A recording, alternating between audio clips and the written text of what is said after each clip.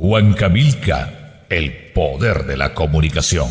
Gracias a ustedes por la invitación, siempre un gusto poder compartir con la ciudadanía estos temas de interés para todos.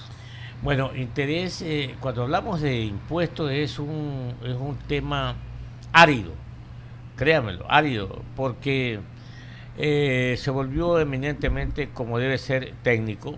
Empecemos por algo.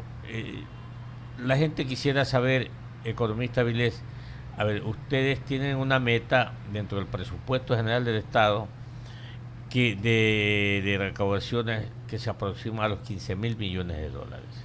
Ya estamos en el mes de diciembre, ustedes han hecho una evaluación, ¿cómo están en esos niveles? Estamos en el orden del 90-95% de cumplimiento de la meta. Hemos tenido un año complicado, el primer semestre efectivamente fue difícil para la recaudación de impuestos, pero en el segundo semestre estamos avisorando señales de recuperación que nos permiten también tener una perspectiva más positiva sobre la recuperación económica y la recaudación de impuestos en general. Ya vimos en el mes de octubre una recuperación del 4% y en el mes de noviembre igual vemos un dinamismo que se va manteniendo en los próximos meses. Esto es importante porque buenas noticias en cuanto a la recaudación de impuestos, en cuanto a la reactivación económica, también genera un mensaje positivo a las decisiones de inversión, de consumo. Usted ve que ahora se ve más actividad con las fiestas de Navidad y eso es importante para reactivar la actividad productiva en general.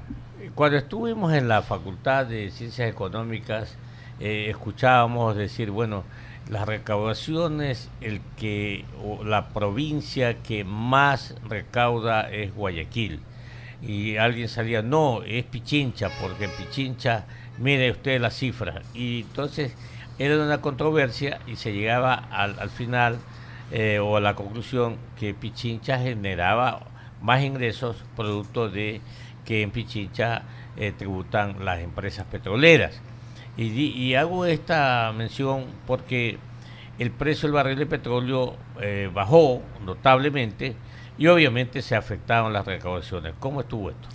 Bien, la recaudación vista por domicilio fiscal, por donde se genera el pago de las empresas, tiene esta distorsión que usted bien comenta.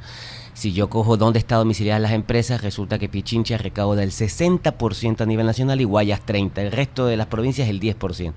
Pero ahí hay que ajustar, como usted bien aclara, compañías tabacaleras, compañías, las aerolíneas, las multinacionales, las petroleras, el mismo Petroecuador que pagan importante impuesto de IVA que retiene y percibe de todos los ecuatorianos, se declara en Pichincha. Entonces, haciendo este ajuste, resulta que Pichincha recauda más o menos un monto equivalente a lo mismo que Guayas. Y las otras provincias también participan más de la recaudación. Entonces, es interesante lo muy destacable de este análisis que hemos hecho al interior del SRI es cómo ha evolucionado la contribución, el esfuerzo fiscal por provincias en la medida que hemos ido reduciendo la evasión. Es decir, cada vez hay mayor cultura tributaria en todo el país. El SRI tiene presencia en todas las provincias del país, en todas las ciudades más importantes del país y cada vez llegamos más con la página web y con distintas agencias móviles para estar más cerca del ciudadano, que sepa que pagar los impuestos no tiene por qué ser una tortura y que nos ayuda a financiar el desarrollo de nuestro país a lo largo y ancho de toda la población. Y entonces cuando hablamos de recaudaciones vamos a encontrar que la provincia del Guayas es la que a pulso hace todo, logra pues estas recaudaciones y es la provincia que más le genera ingresos a la caja fiscal por ese concepto que se llama recaudaciones tributarias. Ahora, economista Avilés, en la actividad o en el día a día de ustedes, ¿cómo evalúan este pedido de los candidatos que todos los días lo ponen como una oferta de campaña, que el día que lleguen a asumir la presidencia van a eliminar el anticipo del impuesto de renta? A su criterio, ¿por qué lo creó el Ejecutivo? Porque el Ejecutivo es el que pide a la Asamblea Nacional. ¿Por qué lo creó este anticipo del impuesto de renta? Debe haber tenido el porqué, como se dice las cosas, ¿no? Vamos al tema, a la pregunta puntual y luego al tema general. Ya. ¿Por qué el anticipo del impuesto a la renta? para ir eliminando la evasión que se había generalizado, sobre todo en muchas compañías pequeñas y medianas que no pagaban absolutamente nada. El SRI ha hecho un gran esfuerzo por controlar a todas las empresas, pero hemos hecho énfasis en las más grandes. Sin embargo, teníamos el conocimiento de muchas empresas medianas y grandes en general que no estaban declarando correctamente. En estos años han venido pagando por lo menos el impuesto mínimo que se ve a partir del anticipo del impuesto a la renta. Es decir, esta herramienta sirvió para erradicar la evasión de un gran número de empresas. Con el tiempo, en la medida que la evasión se vaya eliminando, es posible que no sea necesario. Se vaya ganando la cultura, ¿no? Así es. Del Pero pago, lo ¿no? importante de este tema, y es bueno la introducción que usted hace, es que un político puede plantear la eliminación de los impuestos. El impuesto es la mayor expresión de soberanía de una nación. Un ecuatoriano puede decir hay que bajar los impuestos, hay que aumentar los impuestos, pero hoy la Constitución manda que si alguien propone un proyecto de eliminación de impuestos o de reducción de impuestos, a su vez debe de aclarar o de compensar la baja en la recaudación que produciría esa eliminación de impuestos. Porque usted puede muy claramente decir, vamos a poner el IVA del 12 al 5%. Usted y yo vamos a estar de acuerdo, del 12 al 5%. Es perfecto, voy a gastar menos. Y todos podríamos estar contentos. Es una propuesta muy llamativa para cualquiera persona que va a votar. Dice, yo voto por él porque me va a bajar al 5%. Oye, un segundo. Y los 7 puntos, ¿cómo vas a compensar? El gasto en educación, salud, vivienda, la infraestructura, que todos los ecuatorianos queremos que se mantenga como está. Si un candidato no aclara eso, está haciendo demagogia. Tiene que ser responsable en la propuesta y señalar cómo se va a compensar. Yo he escuchado varias propuestas que señalan que cuando se bajan los impuestos, la recaudación puede aumentar porque se dinamiza la economía. Sí, pero eso pasa en un mediano o largo plazo. En el corto plazo, ¿cómo financiamos un déficit presupuestario? Y hay que ser muy responsables con esto porque no estamos hablando de mi presupuesto, de su presupuesto, sino el de todos los ecuatorianos. Cuando todos tengamos el nivel de cultura tributaria necesaria para entender que los impuestos no son de un gobierno particular, que yo puedo estar de acuerdo o no con sus medidas, sino que es el presupuesto de una nación, yo creo que va a cambiar mucho la forma en que analizamos las distintas propuestas que se plantean ante la Asamblea y ante la opinión pública. Son las 7:47, dialogando aquí en Huancavelica 830M con el economista Miguel Hidalgo Avilés. Él es el director regional del SRI. Oiga, economista, a todo esto ya hemos hablado de las iniciativas presupuestarias. Se va a cumplir, estamos al 95%, todavía falta que termine el mes de diciembre.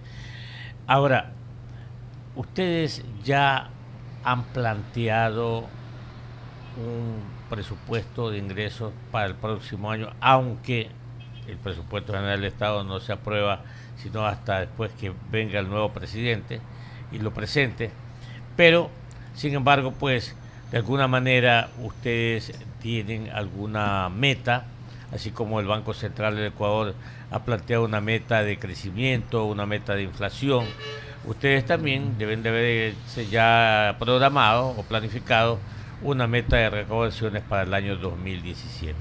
Estamos todavía en procesos de conversación, de diálogo con el Ministerio de Finanzas y con el Ministerio Coordinador de la Política Económica para plantear una cifra que sea coherente con los supuestos macroeconómicos para el año siguiente. Estamos conscientes de la situación del presente año y estamos afinando las estimaciones para que éstas sean consistentes y tengamos un presupuesto ajustado a la realidad que se está viviendo en el país para el próximo año y conforme las últimas reformas que se han venido haciendo y que van a tener efecto durante el próximo año. Sí, ahora son las 7:49 aquí en Huancavelica 830M. Vamos a otro tema coyuntural. El presidente Rafael Vicente Correa Delgado, pues, el año pasado ya envió un proyecto reformatorio a la ley de plusvalía. Luego, pues, lo detuvo, por así decirlo. No lo archivó, sino lo puso en stand-by. Y ahora lo ha reactivado y lo ha enviado a la Asamblea Nacional con el carácter económico urgente. Esta ley reformatoria ha tenido una serie de reacciones en los distintos sectores, especialmente en los sectores de la construcción, la Cámara de la Construcción, la Cámara de Comercio, y la han denominado como la ley de especulación. Particularmente yo he pensado y me mantengo de que el ecuatoriano, el ser humano, cuando recién se va a casar o se casa, lo primero que piensa es comprar una casa. Y una casa para tener una familia, una estabilidad, pero nunca se le pasa por la cabeza vender la casa. Y de hecho, pues, le digo, yo hablo por mí, yo no jamás he pensado vender mi casa, excepto que me llegue, permítame el francés, una joda y tengo que venderla. Entonces, sin embargo, pues hay reacciones, como le decía. Ahora, usted, economista Avilés, ¿cómo explicar esto de que no perjudica al gran conglomerado, al gran público, que compró una casa en Los Sauces, que compró en La Alborada, que compró en Guayacanes, que compró en Los Esteros, que compró en la 9 de Octubre y en La Pradera, etcétera, etcétera? Bien, primero hay varias cosas que aclarar. Hay mucha información y desinformación sobre el tema. Y oiga, nosotros, permítame, ¿y a dónde entra en este baile el SRI? bueno, pues el SRI está cumpliendo un rol de aclarar, de explicar, para que toda la ciudadanía comprenda este tema. Nosotros entendemos, este es un impuesto que lo administran los gobiernos seccionales, hemos colaborado en el diseño y nosotros comprendemos que es parte de un engranaje de financiamiento del Estado en sus distintos niveles y es parte también del concepto de cultura tributaria. Cuando hay un rechazo a los impuestos, independientemente que sean del gobierno nacional o gobierno local, hay un rechazo a este proceso de cultura tributaria y es ahí donde nosotros tratamos de facilitar la comprensión, el conocimiento de cada uno de los impuestos y por qué se diseñan como se diseñan. Primera aclaración, este impuesto hoy ya existe, no es un nuevo impuesto. Claro. Entonces se cuestiona de que nos van a quitar nuestra ganancia bien habida por nuestra propiedad. Un segundo, este impuesto de la plusvalía ya data de larga trayectoria. Si vamos a cuestionar el impuesto de la plusvalía, se debería eliminar el que hoy ya existe. Lo que estamos haciendo, lo que se ha planteado, es importante que lo comprendamos, es reenfocar el impuesto a la plusvalía para que no grave a toda la plusvalía, sino a aquella parte que está generándose en un precio por encima del valor normal del mercado. ¿Y por qué el Estado quiere, a través de un impuesto regular, que no se abuse con el precio al consumidor? Porque no es una mercancía normal una vivienda. Usted bien lo ha dicho, economista, chica. Una vivienda es la aspiración justa de cualquier ciudadano cuando recién se casa, quiere una casita para su hogar. Está bien, pero cuando la va a comprar, resulta que los precios se han disparado, son inalcanzables y muchas veces no reflejan el valor real de la vivienda, sino el valor de mercado más el interés de quien la tiene de aprovecharse, de abusar. Hay casos y hay casos. La mayoría de casos, gracias a Dios, se plantean precios justos, pero hay personas que han estado especulando y tratando de aprovechar el beneficio que le ha generado incluso una obra del mismo Estado o una inversión privada como un hospital, como un club social o cualquier elemento que genere una plusvalía para el sector. Entonces yo me aprovecho de esa situación y quiero tomar un mayor aprovechamiento del precio. Repito, este impuesto hoy ya existe, se lo está reenfocando. ¿Cómo funciona el impuesto que se plantea? Impuesto sobre la especulación. Es un proyecto de ley orgánica para evitar la especulación sobre el valor de las tierras en general. Lo que ahora se plantea es que no se cobra sobre la ganancia total en la compra-venta de un inmueble, sino sobre la parte que se podría considerar como especulativa. ¿Y cómo se calcula esto? Para ello, el SRI en la página web www.sri.govgrande.es ha planteado, usted apenas ingresa, le aparece una marquesina donde el primer tema es calculadora para calcular el impuesto a la plusvalía. Ya. Ahí usted ingresa. A ver, deme un ejemplo. Vamos a poner un ejemplo sencillo. Usted le sale un formulario y usted pone primero el tiempo que ha transcurrido desde que compró la casa hasta que la va a vender. Ya. Digamos que han pasado 10 años. Usted compró una casa, un crédito hipotecario normalmente, la mayoría de casos, casi el 90% de los hipotecarios son entre 10 y 15 años. Pongamos 10 años que han pasado, usted ya pagó la casa. Entonces usted la compró en 100,000. Usted le hizo $100,000. Pongamos el ejemplo para facilitar de $100,000. Ya. Y usted le ha hecho adecuaciones en esos 10 años por $10,000. Y las contribuciones especiales que usted ha pagado a lo largo de esos años son $5,000. ¿Cuánto vale la casa en su adquisición? $115,000. Pasan los 10 años y usted decide venderla. La compré en 100,000, la voy a vender ahorita, más o menos calculo, 165,000. Si no existe el impuesto que se está proponiendo, usted pagaría $2,500, más o menos dependiendo del municipio, porque la tarifa la plantean los gobiernos locales. Pero con la propuesta de impuestos sobre el valor especulativo del suelo, con esos valores usted no pagaría absolutamente nada y está teniendo una ganancia de $50,000 en una inversión de 10 años. Incluso usted podría vender la casa no en 165,000, podría venderla en 222,000 y no pagaría nada de impuesto. El impuesto está diseñado. Porque es mi primera transacción. No, porque son 10 años. El Ya. impuesto está diseñado de tal forma que se calcula el valor de su adquisición ajustado en el tiempo hasta la fecha actual, conforme una tasa de interés que se calcula de manera compuesta, no interés simple, sino interés compuesto, es decir, se va capitalizando cada año. Mientras más tiempo pasa entre que usted compra y vende su propiedad, usted paga menos impuestos. Ya, entonces se da cuenta que el impuesto que hoy existe, usted paga 2,500. Pero si la compré hace 2 años y la vendo ahora... Pero eso es raro, ¿verdad? El 98% de los ecuatorianos compran una vivienda para mantenerla en el tiempo, no para comprarla y venderla. Si hay personas que invierten en propiedad, y está bien que lo hagan, pero tampoco que excedan el precio porque afecta al mercado inmobiliario y podrían generar las denominadas burbujas inmobiliarias que han pasado en España, en Estados Unidos. Entonces, eso es lo que se busca evitar. Evitar la especulación, combatir la desigualdad, desincentivando una ganancia especulativa, lograr un acceso equitativo a los bienes inmuebles, que más o menos representa el 40% de la población que no tiene casa propia. Justamente este proyecto de ley va orientado para que no haya abuso que afecte a aquellas personas. Entonces imagínese, usted compra una propiedad en $100,000, la vende en 10 años en $222,000, con la contribución especial de mejoras de 5,000, con las mejoras de $10,000, no paga impuesto Si alguno. la compré hace 15 años, tampoco voy a no pagar va a impuesto, pagar claro. impuesto. Pero si la compré hace 5 años, sí voy a pagar. Si yo cambio de 10 años Vamos. a 5 años, en ese caso, pongamos 5 años, en ese caso, 7:57 en Huancavilca 8:30 AM, dialogando con el economista Miguel Hidalgo, Miguel Avilés. Miguel Avilés, perdón, director regional del SRI.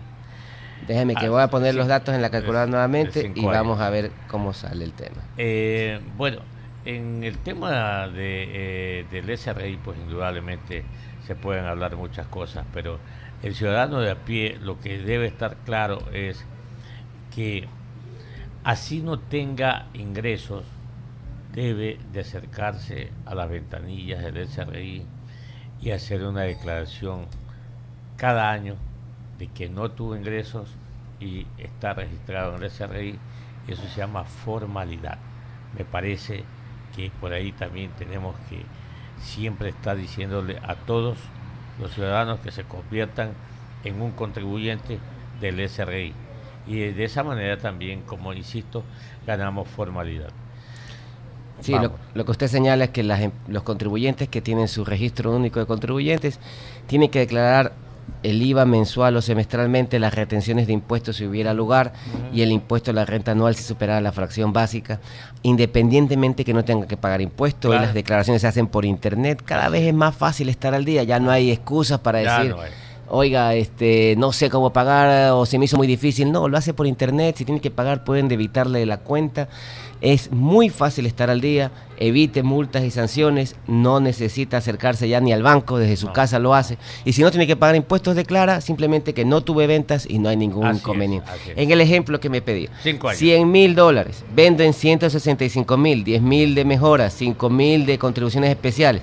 Han pasado 5 años, con la ley actual, 3.750, con la propuesta no paga nada. Tampoco pago ahí. Tampoco paga de acuerdo a la calculadora. Ahora, hay un tema importantísimo que aclarar también a la ciudadanía. Este impuesto entra en vigencia, digamos que se llega a aprobar en el mes de diciembre y entra en vigencia el próximo año 2017. ¿Quién va a tener que pagar el impuesto? Si, oye, yo compré mi casita en La Alborada hace unos 10 años, ¿cómo voy a pagar ahora el impuesto? Un segundo. Esto aplica solo para las viviendas que se compra-venden en vigencia de la ley. Si usted compró su propiedad antes de la vigencia de la ley, no paga este impuesto, paga el impuesto que hoy existe. No tiene por qué preocuparle la propuesta. Esta propuesta es solo para la compra y venta de viviendas desde que entre en vigencia. Oiga, que yo compré mi casita en Sucres, ¿cómo hago la conversión? Despreocúpese. Para usted el proyecto de ley no tiene ninguna afectación. Usted sigue con el esquema actual de impuestos sobre la plusvalía que está cobrando todos los municipios en la transacción. Es decir, entra en vigencia para la segunda venta a partir de su aprobación.